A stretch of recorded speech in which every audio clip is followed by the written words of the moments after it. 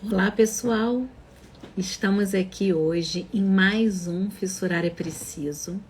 Hoje estou aguardando o nosso colega da Defensoria Pública da Paraíba, Rodrigues Júnior, rodando as boas-vindas para quem já está chegando para acompanhar ao vivo. E estou esperando Rodrigues chegar. Oi, PH, tudo bem? O grande objetivo, né, como a gente tem feito nos encontros do Fissurar é Preciso, é trabalhar com as possibilidades de lutas emancipatórias por intermédio do ordenamento jurídico. Oi, tudo bem, Rodrigues? Chegou. Deixa eu te mandar. Você tem que aceitar. Vamos ver se vai dar certo. Opa, foi rápido. Eu só não tô Calma aí te que eu acho que vendo. inverter aqui a câmera. Agora sim. Oh, show! Muito Olá. boas-vindas para você. Muito obrigada por ter aceito esse desafio, papo tranquilo, embarcado nessa proposta aí da gente conversar um bocado sobre a Defensoria da Paraíba, um bocado sobre os usos emancipatórios do direito, por intermédio da Defensoria Pública, para a gente poder equipar aí os nossos futuros colegas, defensoras e defensores públicos que estão hoje concursando, os concurseiros, né, e concursandos, e amanhã, com certeza, estarão aí ao nosso lado, especialmente ao seu lado, ombreando aí as lutas por dignidade nas trincheiras. Bem-vindo. Muito obrigado, Patrícia. Eu que agradeço a honra de poder participar dessa live, poder expor um pouquinho da nossa realidade, da Defensoria Pública do Estado da Paraíba, né? Explicar para os candidatos, futuros companheiros, futuros colegas de profissão, como é a nossa realidade, como está estruturada a nossa Defensoria Pública, o que é que a gente espera dos nossos futuros membros da Defensoria Pública do Estado da Paraíba. E para mim é sempre uma honra bater um papo com Patrícia Magno, né? Ai, muito, muito, muito obrigada. Quando a gente começou a pensar assim na live, né, nessa ideia do fissurar é preciso, a proposta era que a gente pudesse exatamente se colocar nesse lugar, né, de quem está precisando dar respostas para as pessoas que nos buscam, né, na defensoria. Não respostas prontas, mas respostas àquelas questões, às angústias que nos chegam, que nos atravessam. E olhar não só para a pessoa que é a mais importante de toda essa cena, que são as pessoas que nós defendemos, mas olhar para aqueles nossos futuros colegas e colegas defensores e defensoras públicas, porque muitas vezes a formação e a preparação do concurso público, ela acaba passando assim muito por dogmática, pelo que está no livro, pelo que está nos informativos do STF e do STJ, e muitas vezes a gente chega na carreira e fala, meu Deus, e agora o que eu faço? Para onde que eu vou? Quais são as demandas mais importantes da Defensoria Pública da Paraíba? Como é que essa instituição se forja no cenário nacional, que cada estado tem a sua história. E essas informações acabam sendo muito importantes, por exemplo, para as questões das provas, principalmente para as provas orais e discursivas, né? Mas desde o primeiro momento, desde da primeira fase, conhecer o estado que vai, para o qual o candidato está pretendendo carreira, principalmente agora que a gente tem uma possibilidade de gente do Brasil inteiro fazer prova para cada um dos concursos, é muito importante, né? Então, o grande objetivo da gente poder ir conversando com colegas dos estados para onde vão estão acontecendo, né, esse mundaréu de provas de defensor público, é muito para a gente poder fazer essa turma que está chegando ter um pouco dessa vivência, né? Eu tenho lá os meus... Vou fazer 21 anos semana que vem. Semana que vem, mentira, amanhã, dia 19 de abril. Eu faço 21 anos que eu tomei posse aqui no Rio. E você aí está um tempão também, hoje coordenador do Núcleo da Infância, que é uma questão que derruba tudo que é candidato também. Infelizmente, é uma matéria assim, muito específica e que, felizmente, está sendo cobrada com a importância que tem, né? A matéria da infância, da infância e adolescência, mas especificamente os direitos da criança. Então, assim, esse papo promete ser leve, cheio de ideias, e eu tô querendo aprender um bocado também sobre essa defensoria que eu tanto admiro, que tem colegas que eu sou fã de carteirinha, Raíssa, Aline, Mona Lisa, Remédios, tem tanta gente brilhante, maravilhosa nessa defensoria. Então, Verdade, só potência que você citou aí agora, são referências, viu? Que nossas, caramba, espetacular. Concordo demais, nosso ensino, eu sinto muita falta disso, o nosso ensino, de chegar por uma teoria crítica do direito, né? A gente realmente falta, a gente vai ainda... Eu ainda aprendi na faculdade o jurispositivismo como sendo o auge da teoria do direito, e eu sinto muita falta. Poxa, foi aprender depois a teoria crítica do direito, e é realmente apaixonante. Eu acho que é muito importante para a nossa atuação ter esse aspecto, essa visão mais crítica do direito. Concordo demais, vai ajudar bastante os candidatos que já tiverem essa visão, já tiverem esse estudo mais voltado para a teoria crítica.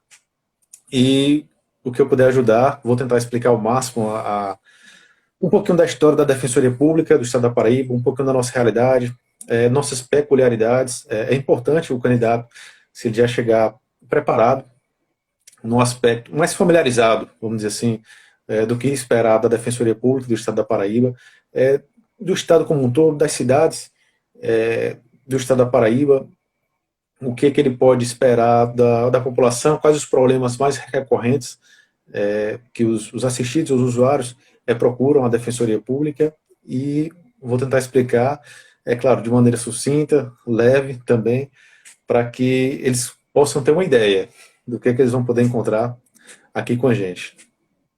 Tá bom? Se eu já puder iniciar somente com um pouquinho da história da Defensoria Pública do Estado da Paraíba, eu acredito que, como muitas outras defensorias... Manda ver, eu tô aqui doida para aprender. Tá bom. Como muitas outras defensorias, eu acredito que a Defensoria do Estado da Paraíba iniciou também aliada à Procuradoria do Estado. Era uma procuradoria, era um setor da Procuradoria do Estado que fazia essa assistência judicial, né? Isso na década de 80. Meados da década de 80 virou uma procuradoria autônoma também, mas vinculada ao governador, era como se fosse uma secretaria, também uma procuradoria, e só com a Constituição de 1988, federal, e a Constituição Estadual de 1989, foi que adequaram a nomenclatura, mas ainda nada de legislação que alinhasse a Defensoria Pública aos moldes constitucionais. E essa legislação veio apenas em 2002. Em 2002 veio uma legislação que regulasse a instituição nos moldes da Constituição Federal. Essa lei foi alterada em 2012 e agora em 2021. Né, que essas duas últimas leis são as que os candidatos vão estudar, vão se aprofundar, né? A Lei 104 de 2012 e a 169 de 2021. Bem, e a peculiaridade, Patrícia, que eu acho que a Defensoria Pública do Estado da Paraíba tem, é que ela teve apenas um único concurso em toda a sua história. Foi esse concurso que a prova foi em 2014, foi homologado em 2015, e os candidatos nomeados e empossados em 2017 e início de 2018 também, teve alguns candidatos nomeados. Ou seja, quase todos, 90% da instituição, dos membros e membros da instituição, são de antes da Constituição Federal. Ou seja, já tem entre 34 e 35 anos, no mínimo, tá bom? De Defensoria Pública. Ou seja, a gente precisa muito dessa oxigenação dos novos concursados. Hoje, são 210 membros na Defensoria Pública do Estado da Paraíba. Desses 210, 23 são os que foram nomeados em 2017, para início de 2018. São 318 cargos, ou 328 cargos, ou seja, tem muito cargo vago. E um recado que eu queria dar também para os candidatos é que até foi feito o defensor público geral, né, faz alguns estudos com relação à administração e tem previsão de até 2027, ou seja, o concurso vai ser homologado, está previsto para 2023, e 4 anos depois, né, que é o prazo que se expira, 2 anos prorrogável por mais 2 anos, até 2027, tem previsão de pelo menos 53 aposentadorias compulsórias, né, fora as aposentadorias voluntárias. Ou Não. seja, vai ser aproximadamente 1/3 dos membros do que tem hoje aposentados, né? Ou seja, vai chamar muita gente, com toda certeza quem se classificar, tiver na lista, eu não tenho dúvidas que vai ser chamado, né? Porque vai Gente, precisar então, muito. o concurso, né? É o concurso. E é uma defensoria que tem muita gente com uma cabeça, assim, de produzir um uso emancipatório do direito, de realmente instrumentalizar e assim, ser megafone das vozes das pessoas que a gente defende. É uma defensoria com uma cara muito diferente, né? Que escuta os colegas, que promove, né? Realmente, assim, essa liga entre a carreira, né? Com muita Verdade. potência, né? E você citou algumas das que eu mais aprendo também no nosso dia a dia, que é Mona Lisa, né? Que inclusive está na frente da escola superior da Defensoria Pública. Fez um curso hoje, até está tendo um curso às segundas-feiras à tarde, né? Que inclusive Patrícia está Que a gente participando, fez está em colaborando dobradinha, bastante. foi uma encomenda, né? Ela falou: olha, a gente recebeu aqui os colegas que querem entender mais sobre os desafios da saúde mental e o direito. Então, primeiro, a colega procurou a Ludmila, que é professora da Universidade Federal da Paraíba, que coordena um grupo de pesquisa e extensão chamado Loucura e Cidadania, que estava na minha banca. Inclusive, deixa eu contar aqui, fofoca, boa. Minha tese foi escolhida pelo programa de pós-graduação da UFRJ para representar a UFRJ no Prêmio CAPES de Melhor Tese 2022. Mas aí eu tô assim, me sentindo nomeada ao Oscar, sabe? I was nominated. Mas Justo, enfim, é a para se sentir gente. mesmo. Eu Muito fiquei fantástico, bem muito besta. legal. Eu fiquei tão nervosa que eu não consegui nem colocar ainda um post sobre isso. Só a minha Caramba, professora que parabéns. Primeira botou. mão, então, aqui. Primeira Primeira mão na live. mão. Porque eu ainda tô Que assim, honra. sabe? Será que aconteceu mesmo comigo? Mas enfim, a Mona Lisa, ela fez isso, né? E ela tem um trabalho incrível. Eu tava até aqui em cima relendo o livro dela junto com Ana Mônica Amorim, que vai estar na live do Ceará. Olha, muito Nossa, pela bom editora livro. C, eu já tenho esse livro, já Litigante li. estratégica e na defensoria pública. Então é um pessoal que tem construído uma defensoria diferente, uma defensoria que já vai aprendendo, me parece, né, com os erros e acertos das demais defensorias no Brasil, porque embora seja uma instituição antiga, ela ficou muito tempo para ter concurso público, né? E agora é que está essa leva, né, que está É, renovando a carreira, né? e foi uma turma que entrou com muito gás, muita disposição para fazer uma defensoria pública diferente, né? Era para tentar oxigenar mesmo, mostrar serviço. A gente sabe que a gente precisava de visibilidade, até mesmo para a população conhecer, né? Considerando que todos os membros já estavam num grau de promoção já muito elevado, tinham muitas cidades no interior que não contavam com defensoria pública e a gente chegou justamente no interior do estado, nas cidades que não tinham defensoria pública, para mostrar serviço, visibilidade, para eles realmente conhecerem a defensoria pública do modo diferente, atuando muito com uma atuação muito extrajudicial, que eu acho importante, até mais importante do que a judicial, mas é uma das atribuições que eu acho mais importante, contestando, subindo recursos para o STF, STJ, coisa que quando eu cheguei na minha primeira semana, estava de plantão, e aí o juiz falou para mim, poxa, nunca vi um defensor entrando com habeas corpus no plantão. E eu, caramba, poxa. E aí a gente lutando, entrando com habeas corpus no plantão, subindo recurso para o STJ, que a Defensoria Pública da Paraíba tinha essa questão de ser uma das defensorias públicas com menos recursos no STJ, e a gente está entrando demais, está conseguindo reverter algumas decisões. Atuações extrajudiciais, vou citar um exemplo agora fantástico, eu achei, da defensora pública Yara Bonazzoli, que foi na cidade, se eu não me engano, Rio Tinto, onde ela extrajudicialmente, conseguiu uma desapropriação de um terreno que ficava uma fábrica até de um estrangeiro, que conseguiu extrajudicialmente para o Estado desapropriar para essas famílias pararem de pagar aluguel, sendo que elas já moravam lá há mais de 50 anos, 50, 80 anos, e ainda pagavam aluguel para esse estrangeiro, esse capital estrangeiro, que eu também não sei mais detalhes, mas é uma atuação brilhante, aí favoreceu mais de 700 famílias de maneira extrajudicialmente, né? Fantástica a atuação. Tem uma atuação também agora, quem está na frente é na comarca de Santa Rita, acho que é o defensor Charles, onde povos, os indígenas, que já moram há mais de 100 anos na terra, e agora chegou um proprietário, também capital internacional estrangeiro, que comprou e está querendo despejar, né, uma população que já mora há mais de 100 anos. Aí chega uma pessoa nova agora, diz que a terra é deles.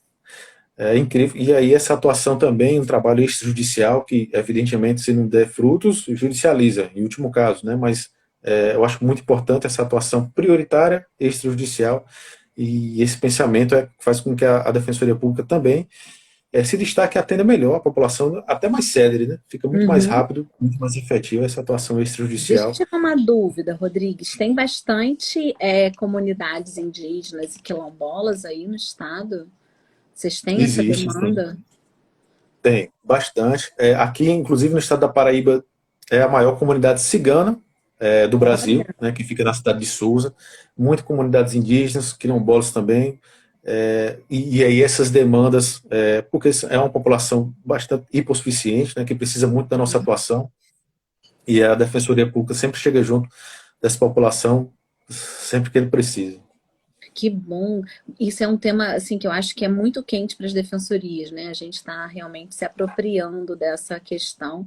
E aí, só para sublinhar e deixar uma dica aí para o pessoal, no último Congresso Nacional de Defensores e Defensoras Públicas, em 2019, que rolou aqui no Rio de Janeiro, a tese exitosa que venceu o CONADEP, de autoria de uma colega nossa, Cláudia Aguirre, do Acre, em que ela sistematiza todo o trabalho em prol das comunidades indígenas, um trabalho que envolve tanto essa atuação extrajudicial, como também os caminhos para a judicialização e o modo como a gente deve atender as pessoas indígenas, né, que pertencem às diversas etnias do Brasil e à própria comunidade. Então, ela fez uma releitura de toda a normativa brasileira à luz da Convenção 169 da OIT, sobre povos e tribais e tradicionais, né, indígenas, mas ela fez assim, olhando para a defensoria, e é assim, maravilhosa a tese. Está disponível no site da ANADEP, também tem no meu site, mas eu acho que é importante porque são assim 15 páginas que você vai ler e você consegue ter assim uma dimensão de que modo estudar aquela normativa com um olhar defensorial, né?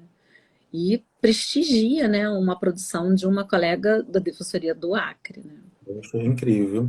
Aqui a demanda maior é essa luta por terras, mesmo essa disputa por terra, de chega alguém com dinheiro, com capital até internacional, e é minha, comprei, e aí quer expulsar uma população que já está lá há mais de 100 anos, às vezes 80 anos, 100 anos, e aí a luta da Defensoria Pública extrajudicialmente, mas se não judicialmente, utilizando aquele artigo, acho que é o 553 do Uhum. CPC, né, onde a população economicamente hipossuficiente tem que ser citada à Defensoria Pública. A gente consegue algumas nulidades, porque às vezes o processo tramita sem a participação da Defensoria Pública, e a gente, recentemente, a Defensoria Pública está conseguindo nulidade. Para ser citada, a Defensoria Pública tem que participar obrigatoriamente, e a disputa por terras aqui ainda É um nó no eu Brasil, acho que né? o carro-chefe. Hã? É um nó no Brasil inteiro, né? E cada estado vai tendo umas peculiaridades. Então, quer dizer que aí também tem bastante demanda por terras. E aí tem toda a Bastante. questão de violência também. Quando tem luta, tem dinheiro envolvido, tem a violência que vem na, na linha, né? E aí vem a violência no campo, vem a criminalização dos movimentos sociais, e aí vem toda esse imbróglio aí. Me lembrei do caso do Montiel Cabreira Garcia e Montiel Torres, que são de dois mexicanos que lutavam pela preservação, né, dos ambientalistas que acabaram sendo criminalizados, presos, torturados, e aí até se provar que focinho de porco não era tomada, vários direitos foram violados, mas a gente tem aí um caso que pode servir de paradigma e de parâmetro para a gente atuar, né? Bacana. E na tua área? Verdade. E o que você mais faz lá no núcleo da criança e do adolescente? Quais são Pois as é, demandas no núcleo da mais? infância, a gente inaugurou agora, recente com essa lei de 2021, né, o núcleo, não era núcleo até então, só tinha núcleo de direitos humanos. Agora, com essa nova lei, com essa nova legislação, a gente tem 10 núcleos especializados, né, e um deles é o da infância e juventude, onde a gente avocou também vários atendimentos. O nosso foco seria demandas coletivas, mas a gente está fazendo atendimentos individualizados até então para meio que homogeneizar os atendimentos, colocar um padrão interessante. Estamos recebendo muita habilitação para adoção, campanhas para registro de nascimento de crianças, convênios e com conselho tutelar, escutas especializadas, é o que a gente está fazendo mais, uma equipe multidisciplinar da gente muito capacitada, muito boa. A gente faz também demandas extrajudicial também em crianças e adolescentes em situação de risco, de maneiras preventivas, educação e direitos. A gente está começando a trabalhar também nessa área de educação e direitos, que eu acho também muito importante. E com relação à questão do que você citou agora, Patrícia, desses conflitos, né, das populações de terras, é interessante porque quando se tem classes sociais com interesses antagônicos, né, dificilmente o direito vai ser capaz de tutelar do jeito que deveria essas injustiças sociais, né? E aí a gente fica muito com ferramentas um pouco limitadas. O direito, muito provavelmente, nesse conflito de interesses, vai estar sempre do lado do mais forte, e é difícil a gente lutar com essas ferramentas, mas é preciso achar as brechas, o direito, causar fissuras, né, como você fala, no sistema, mas não é o ideal. O direito às vezes não dá, né, essas ferramentas para a gente.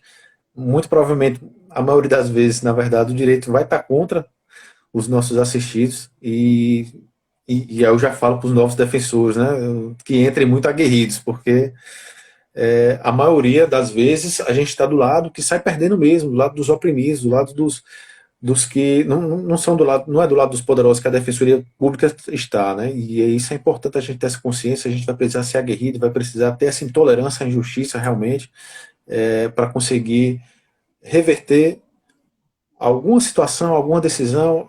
Dificilmente a gente vai romper com esse sistema de injustiças, mas às vezes que a gente consegue já transforma muito a vida daquela pessoa, daquele cidadão, daquela família, e isso é importante a gente ter essa consciência. Verdade. E também uma vez eu escutei de uma pessoa que falou para mim assim, um líder de uma comunidade, falou assim: doutor, é muito importante saber que eu não vou estar sozinho. Quer dizer, por mais que a vitória, né, aquilo que a gente acha que é o mais justo, não aconteça, o fato da gente estar do lado e usando de todos os meios jurídicos possíveis, da melhor forma possível, já é para a pessoa muito importante. E para a gente, que tem uma obrigação de meio, é exatamente o cumprimento do nosso dever, né? Porque a nossa obrigação, nosso dever não é com o resultado, mas com o modo como a gente patrocina as pessoas, né? Tem Verdade. umas Isso é questões que as pessoas estão colocando aqui, o pessoal mandando um monte de abraço para você, né? Mães que recebem benefício tudo da social família. Tô brincando. aí, e dúvidas, etc. E eu vou passar aqui umas coisinhas. Doutor Rodrigues, excelente defensor e ser humano, nasceu para ser defensor. O povo tá só, manda aqui no Isso aí. Rio. Deve ser até minha mãe, isso daí que tá falando. Foi não. Quer dizer, eu não sei, eu acho que não. Tem uma dúvida aqui sobre, gente, dicas de como controlar a ansiedade nas vésperas da prova. Gente, tem que respirar, fazer atividade aeróbica para poder ficar tranquilo, produzir endorfina. E tem uma dúvida aqui, ó, de mães que recebem benefício social e levam seus filhos para o farol para pedir dinheiro. Poder familiar poderia ser retirado? Isso é uma questão bem de defensoria, né? Interessante. Quando a gente vê famílias inteiras, às vezes, em situação de rua, né? É, e agora, especialmente crianças, né? O exemplo que ela citou, dificilmente um órgão atuando sozinho a gente vai conseguir resolver esse problema, né? E especialmente crianças e adolescentes. É interessante a integração dos órgãos, a Defensoria Pública entrar em contato com o Conselho Tutelar, o Conselho Tutelar entrar em contato também com a assistência social do município, do governo do estado. É necessário uma série de ações conjunto para esse problema de famílias em situação de rua a gente conseguir minorar, né?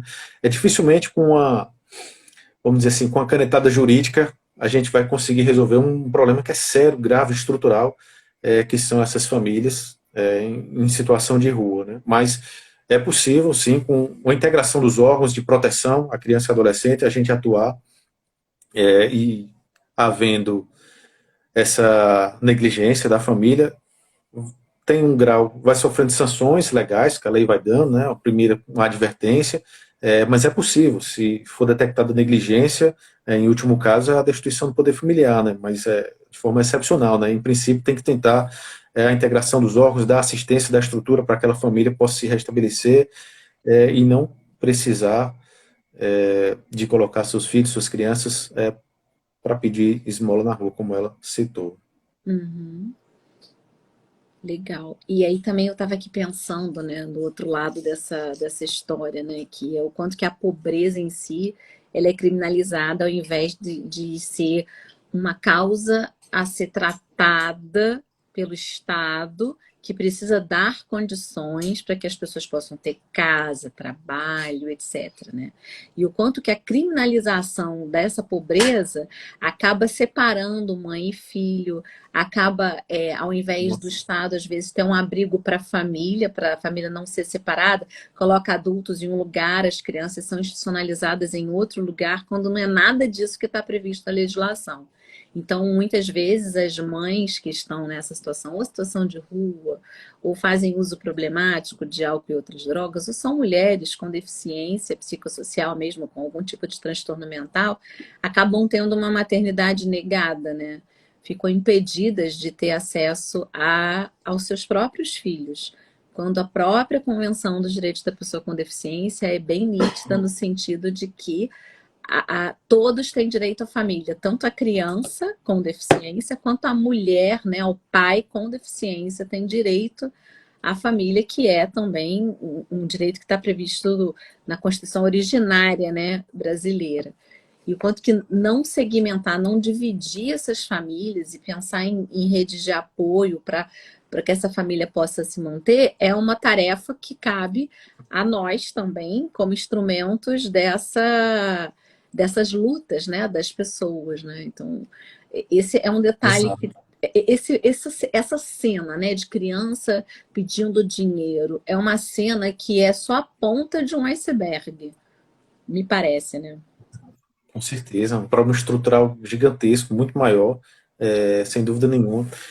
E com relação à miserabilidade, famílias, pessoas em situação de miserabilidade, sem dúvida são essas as que chegam para a destituição do poder familiar, né?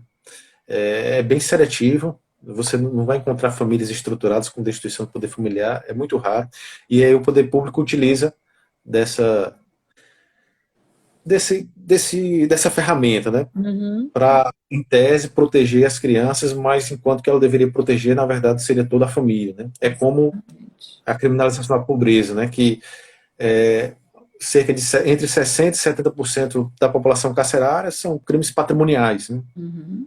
No Citão, quando você fala a população carcerária, o senso comum pensa que são todos homicidas, estupradores. Não, ali entre 60% e 70% é crime patrimonial de pequeno valor, de pequena monta, de celulares, de tráfico de drogas, uma porção que é crime contra a saúde pública, mas na verdade é pelo patrimônio, né? Eles, né, pegam pequenos, como chama, aviãozinhos, pequenos usuários e traficantes e transformam, colocam penas absurdas nas penitenciárias, mas tudo gira em torno do interesse patrimonial, de ausência de patrimônio, né? De falta de distribuição correta de um patrimônio, e em virtude disso, nossas penitenciárias estão lotadas, né? Nosso direito penal também criminaliza o patrimônio até mais do que a vida, né? Prioriza o patrimônio mais do que a vida.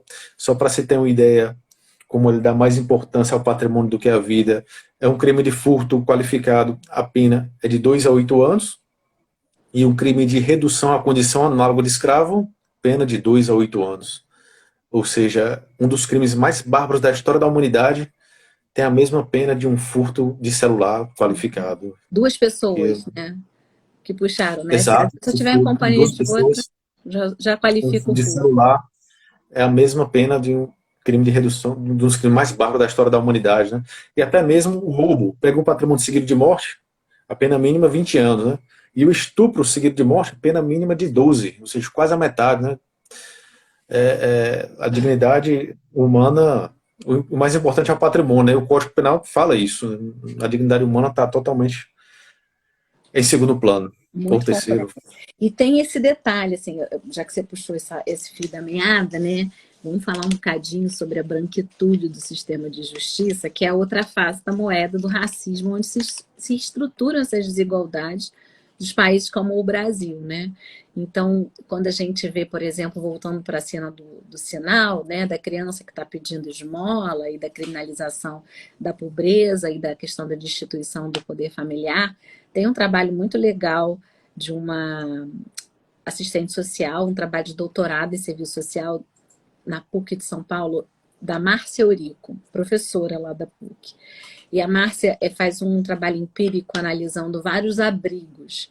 E ela faz uma análise com assim, uma lente de uma chave, né, de raciocínio que passa, né, que questiona o racismo, o classismo e a questão de gênero desses sistemas.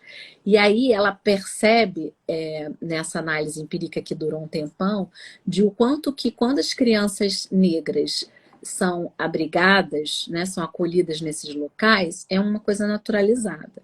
Mas quando chega uma criança lourinha, de olho azul, branquinha, que causa uma comoção de toda a equipe, como se o lugar daquela criança não fosse ali. E a equipe se organiza de uma forma muito mais rápida. Então ela criou, obviamente, eu estou super resumindo o trabalho da Márcia Eurico, mas assim, ela fez com critérios, né? Fez uma análise mesmo em vários prontuários durante um tempo X, né? De tantas crianças, acompanhou o trabalho para poder chegar a essas conclusões que eu estou resumindo.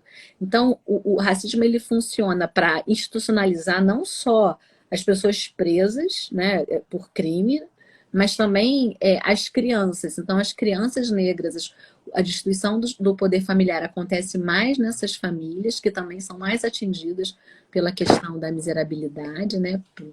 Estão aí nessa massa aí do próprio sistema capitalista. Depois são aquelas que mais ficam aprisionadas, seja por crime de tráfico, seja por crimes contra o patrimônio, e assim vai acontecendo. E o quanto que nós, na Defensoria, precisamos nos questionar, principalmente nós, defensoras e defensores brancos, do nosso papel, do nosso compromisso antirracista, né?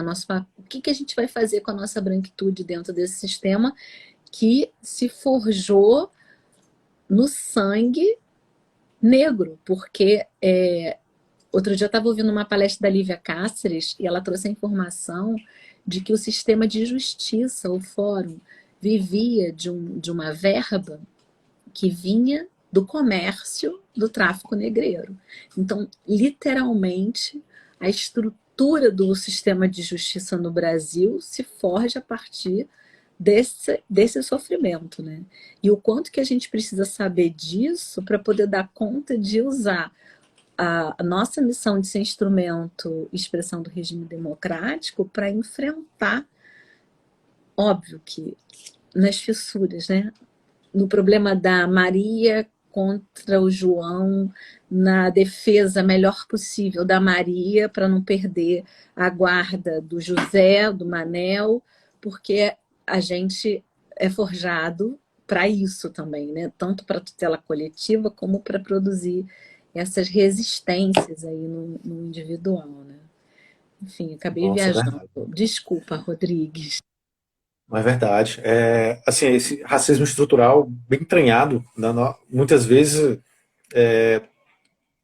pode passar desapercebido, mas isso é muito importante, muito entranhado, e a gente precisa reconhecer, precisa estudar, precisa falar a respeito, precisa comentar e precisa, justamente, para você conseguir alterar, mudar alguma realidade, você precisa conhecê-la. Você precisa dominar, você precisa comentar, precisa estudar esse assunto para a gente conseguir alterar, de alguma forma, a nossa estrutura social, porque é um racismo estrutural bem entranhado e que a gente deve lutar para combater, né, para mudar, modificar de alguma maneira. E assim, essa desumanização, né, que chegou na nossa. O Brasil foi forjado disso, né, do colonialismo, da escravidão, e assim foi forjado o Brasil, e a gente não conseguiu ainda se livrar desse racismo, onde, como o exemplo que você citou, né, mesmo crianças para serem adotadas, e aí cabe também uma observação que a Defensoria do Rio de Janeiro, eu acredito até, a sua Defensoria, está lutando no CNJ para retirar a questão racial na escolha dos candidatos à adoção, né, da lista dos habilitados da adoção, né, porque eles têm um padrão, eles podem escolher algumas situações, crianças com deficiência ou não, crianças à idade, até 5 anos, até 7, até 10, e aí tem um tópico racial, né? E aí é interessante essa luta da Defensoria Pública. Olha, isso daqui não vai ter mais, não pode ter mais, né? Se você quer adotar uma criança, independe da raça, independe se é uma criança loura de olhos azuis ou não. E é muito interessante esse ponto que você tocou. Importante mesmo. E deixa eu te perguntar, desses 10 novos núcleos que estão previstos nessa nova lei que você falou, quais são os que já estão implementados? Você pode falar um bocadinho deles, que a gente já está Ah, aqui. posso. Deixa eu pegar aqui a lei, vou dar uma colada, tá bom? Porque eu não, confesso que eu não decorei tudo. Essa lei é bem nova, é desse ano. Eu vou ler aqui os 10, para você ter uma ideia. Núcleo Criminal e de Execução Penal, Núcleo Civil, Núcleo de Cidadania e Direitos Humanos, Núcleo Especial de Defesa e Promoção dos Direitos das Pessoas com Deficiências, Idosos, Moradores de Rua e demais grupos vulneráveis, Grupo Especial de Defesa do Consumidor, Grupo Especial de Proteção do Direito da Mulher, Grupo Especial de Saúde, Núcleo Especial de Conciliação e Mediação e Arbitragem, Núcleo da Infância e o Núcleo de Segundo Grau. São esses núcleos. Estão previstos na lei, mas já foram implementados todos ou não? Alguns que já tinham antes, né? Dentro desse núcleo de direitos humanos existiam algumas coordenadorias. Esse de defesa da mulher está com uma atuação muito boa, que é justamente o de Mona Lisa e o de Raíssa. Está com uma atuação muito boa. O núcleo do idoso também já está funcionando muito bem, de direitos humanos. Alguns estão sendo implementados, tá bom? Já tem defensores designados, mas às vezes sem uma estrutura adequada, né? Ainda está engateando realmente. Mas o sonho esse ano já está todos implementados, funcionando, e para quando os novos defensores chegarem, já encontrar um caminho já trilhado, né? É isso Claro aí. que E a eles. defensoria, ela está sempre em construção, né? Ela não é uma instituição estática, Sim, né? Como diz meu professor, a defensoria está sempre pedindo passagem. Então a gente está sempre se revendo. E é legal falar exato. para a galera que vai fazer prova de que, assim, Raíssa e Mona Lisa também estão na comissão do concurso, não sei se na banca ou só na comissão do concurso, de modo que é importante acompanhar as atuações desses órgãos todos. Eu costumo dizer que, além da gente ler tudo que está no edital, acompanhar a jurisprudência da STF, STJ, é importantíssimo acompanhar o site e o Instagram das instituições para as quais a gente está pretendendo carreira, porque muitas das coisas acontecem ali, as coisas mais importantes são noticiadas, então a gente vai vendo o que a defensoria está mais trabalhando e vai direcionando o estudo para essas linhas, né? Então, para além daquilo que o que é mais quente, o que não é, enfim, tem lá os top 10, né? Por exemplo, de direitos humanos, eu vou dizer sempre controle de convencionalidade, as questões todas em relação à tortura, as questões todas em relação aos direitos das mulheres. É muito importante, né? A Defensoria da Paraíba também assinou o pacto antirracista do encontro que rolou lá na Bahia. Então, assim, é uma defensoria que está forjando a sua história também nessa linha comprometida com os direitos humanos, né, antirracista, antipatriarcalista, anticlassista, mas é importante que a gente veja aonde que ela está sendo mais demandada. Então, cada defensoria tem uma cara que vai aparecendo no site. Você acha que eu estou falando besteira ou por aí também funciona via notícia aí no site? Exato. O nosso site ele traz as principais atuações da Defensoria Pública. Essas que eu citei se encontram no site. É importante o candidato estar acompanhando, porque lá vai ter detalhes também, não tantos que nem no processo, mas vai trazer com detalhes não tão aprofundados, evidentemente, mas da atuação, de como se deu a atuação, de como serão, inclusive recomendando, né, como vai ser as atuações nesse tópico, nessa questão específica para os outros defensores. É bastante importante estar acompanhando o site. Traz inclusive recursos, olha, subiu esse recurso aqui para o STJ, a defensoria obteve êxito, e aí os outros defensores já ficam antenados, opa, vamos seguir então, vai ser por esse caminho. Uma atuação bacana também, inclusive de Mona Lisa também, sobre a questão durante a vacinação infantil da criança, que está em aleitamento materno, ela tem o direito de amamentar durante a vacinação, porque isso causa menos dor na criança, né, comprovado, tem inclusive recomendação do Ministério da Saúde, e aí a gente fez essa recomendação para os hospitais, postos de saúde, maternidades que forem vacinar as crianças, que utilizem essa técnica, e é muito importante, isso sai no site da Defensoria Pública, e aí o candidato fica sempre antenado, atualizado, com as principais atuações da Defensoria Pública no Estado da Paraíba, e eu acredito que isso serve para outras defensorias também, já que já é uma recomendação sua, né, para o candidato, que vai fazer provas em vários estados. É muito importante, concordo com essa dica. Ai, que coisa boa. E deixa eu te falar, a gente está chegando aqui nos finalmente do nosso encontro. Eu quero de novo te agradecer e te perguntar, assim, se você for falar, olha, você não pode ir para a prova sem... O que você diria? O que é mais importante? Olha, sem sua paz, sem sua tranquilidade, leve sua paz, sua tranquilidade. Não é. Eu tenho uma concurseira em casa, a minha Ah, esposa é é? concurseira também, ainda está estudando para concurso, e eu sempre falo: olha, todo ano é o ano dos concursos, faça a prova tranquilo. Se essa prova não vai ser a última da sua vida, porque às vezes a gente faz prova, a gente que fez muitas provas de concurso também, às vezes a gente pensa que eu tenho que passar nessas obrigatoriamente, essa é a minha última chance, e tenha paz, tranquilidade, outras oportunidades virão, se tiver que ser, será. Você, você com sua tranquilidade, a chance de você se dar, acertar mais questões, obter mais êxito, é superior. Por isso, não deixe de levar sua tranquilidade, sua paz, sua calma, sua leveza, que ela vai lhe ajudar bastante durante a prova. Ai, adorei. Eu digo sempre pro pessoal, respira, gente. Respira, que oxigena o cérebro, acalma, né? Não é para É, puxar o ar e guardar, não. Primeiro você exala, depois você respira, porque tem que circular. Porque se a gente, né? Eu sou assim, quando eu fico nervoso, eu só logo seguro o ar assim, e a pior coisa que tem, né? Falou muito, uma dica importantíssima é essa, né? Fiquem tranquilos, respirem. Caminhem, né? Façam um aeróbico para poder gerar endorfina, que isso tudo é muito. Não é só blá blá blá, não. É o corpo que precisa estar bem ali no dia, né? E verdade. Beba muita água. muito bom. A Defensoria da Paraíba é uma defensoria muito especial, muito espetacular, que está se construindo Pois de é, uma forma o estado da muito. Paraíba. Eu sou cearense, mas eu me apaixonei pelo estado da Paraíba. É um estado pequeno, tá bom? Em 6 horas você atravessa de uma ponta a outra do estado, no máximo 6 horas de carro. Ou seja, mesmo aquelas pessoas que forem do interior, provavelmente vão estar próximo de João Pessoa, de Campina Grande, são cidades que têm aeroporto. Não tem tantas cidades grandes, apenas 4 cidades. De 4 a 5 cidades, tem uma que eu estou na dúvida, tem mais de 5 mil habitantes, ou seja, mais de 100 mil habitantes. Eu acho que apenas só 4 cidades têm mais de 100 mil habitantes no estado da Paraíba.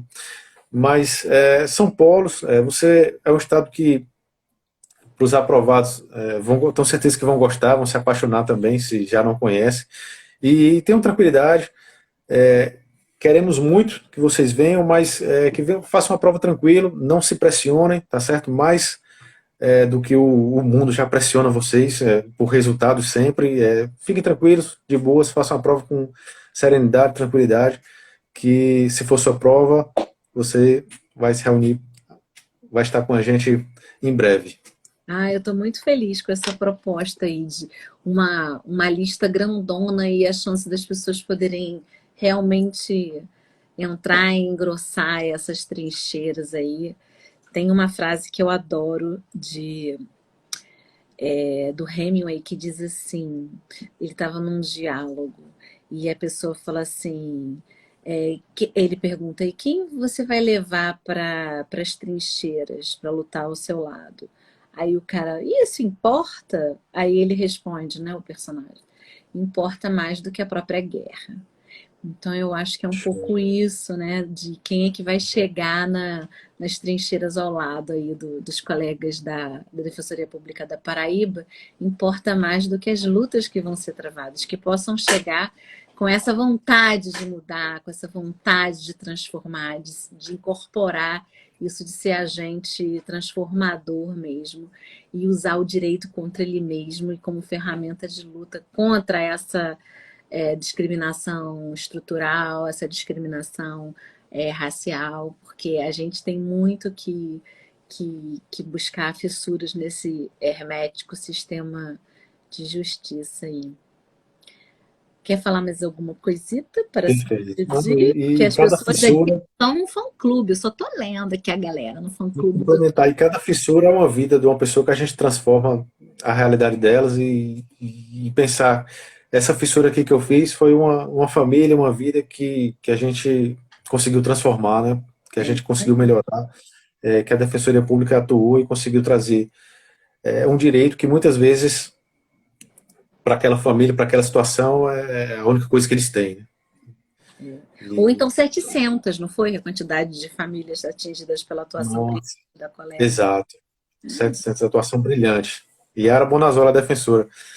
Oh, maravilhosa. Muito bom, gente. Eu adorei esse papo leve, profundo, cheio de esperança para quem está chegando aí nas trincheiras da Paraíba, que façam uma prova maravilhosa no início de maio. É dia primeiro, não é isso? De maio? Isso, dia 1º de maio. Façam uma ótima prova e as seguintes também. Eu vou ver se eu coloco essas leis lá no grupo do Telegram para vocês ficarem atualizadíssimos. E muito, muito, muito, muito, muito, muito, muito obrigada mesmo, Rodrigues, por ter Poxa, eu que topado o agradeço. papo. Eu adorei. Um abraço enorme para sua concurseira dentro de casa. O que precisar, eu estou à disposição. Tá bom, tranquilo. Muito obrigado, foi uma honra participar. Ela é sua fã também. Ela disse: Nossa, Patrícia Maia, eu conheço demais. Que bom, que bom. Estou à disposição. Diga a ela. Tá bom, tranquilo. Vou falar. Tchau, Beijo tchau. grande, tchau, até mais. Até mais. Tchau.